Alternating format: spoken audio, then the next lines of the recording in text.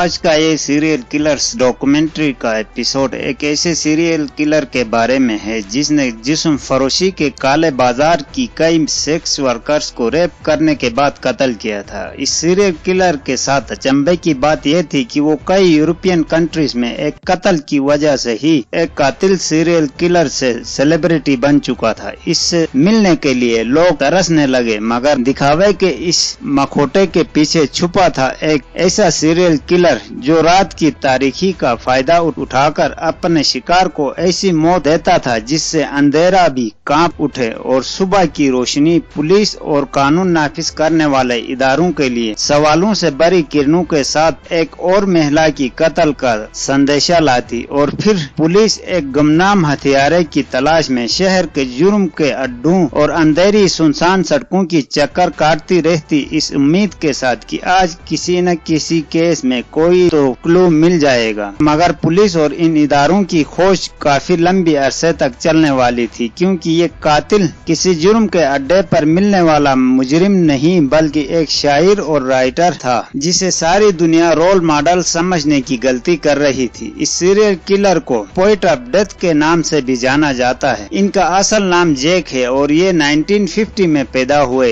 इनकी माँ एक सिंगल मदर थी जो कि एक बार में वेटरेस का काम करती थी। इससे पहले इनकी माँ भी जिस्म फरोशी की बाजार में ही काम किया करती थी, मगर इस सीरियल किलर की पैदाइश के बाद इन्होंने ये काम छोड़ दिया था। एक फ्रॉड के केस में इनकी मदर को पुलिस ने हिरासत में ले लिया और जैक को इनके ग्रैंड फादर के हवाले कर दिया गया। ये सीरियल किलर बचपन से ही चोरी चकारी के जुर्म में जेल आता जाता रहता था। आप इसका अंदाजा इस बात से लगा सकते हैं कि सिर्फ 9 साल के अरसे में इनको 16 दफा सजा सुनाई गई थी और इनमें से ज्यादातर जिस्म फरोशी के धंधे से जुड़े हुए थे। 1974 में जैक ने अपनी जिंदगी का पहला कत्ल किया था। ये एक जर्मन लड़की थी। इस सीरियल किलर ने सेक्स के बाद इस लड़की को इसी के ब्रा से गला घोंट कर कत्ल कर दिया था। इस जुर्म की सजा में इसे लाइफ इम्प्रिजनमेंट की सजा सुनाई गई थी और जेल में इस सीरियल किलर ने मुख्तसर कहानियां, पोएम्स वगैरह लिखना शुरू किया और इसी तरह इस शातिर ने अपना कनेक्शन मुख्तलिफ चैनल्स के रिपोर्टर से जोड़ना शुरू किया, जिसका नतीजा ये हुआ कि इस वक्त की मीडिया ने इन्हें हीरो बनाकर पेश करना शुरू किया और 1985 तक वो ऑस्ट्रिया में बाअसर तरीन शख्सियात में शामिल हुआ और इसे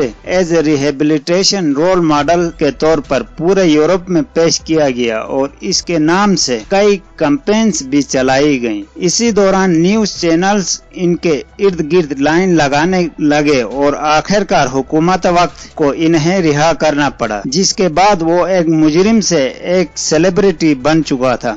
इनकी बायोग्राफी कई सालों तक स्कूल्स में पढ़ाई जाती थी और यही से इसे अपने जुर्म दोबारा से करने की आजादी मिली, क्योंकि अब कोई इदारा इसे शक की निगाह से नहीं देख सकता था। इस मौके का फायदा उठाकर जैक ने अपना काम फिर से शुरू किया। वो रात की तारीकी में अपनी कार में घर से शिकार की तलाश में निकलता और शहर के किसी जिस्म फरोशी के अड्डे से किसी भी खूबसूरत महिला को अपने साथ एक सुनसान जगह ले जाता। पहले जी भरकर इस खूबसूरत महिला के साथ सेक्स करता, फिर इसे इसी के ब्रा से गला घोंट कर कत्ल कर देता। इस तरह बहुत थोड़े से अरसे में 8 खवातीन को मौत के घाट उतार दिया। इन्हीं दिनों में वो एक मैगजीन में इसी जिस्म फरोशी के नाम पर आर्टिकल्स भी लिखा करते थे। इस दरिंदा सिफात इंसान ने 3 सेक्स वर्कर्स के साथ सेक्स के बाद इन्हें एक दरख्त के साथ बांधा हुआ था और इनकी शर्मगाह में इसी दरख्त के शाखों को ठोंसने की कोशिश की थी और इनके हाथ पैर ठीक इसी तरह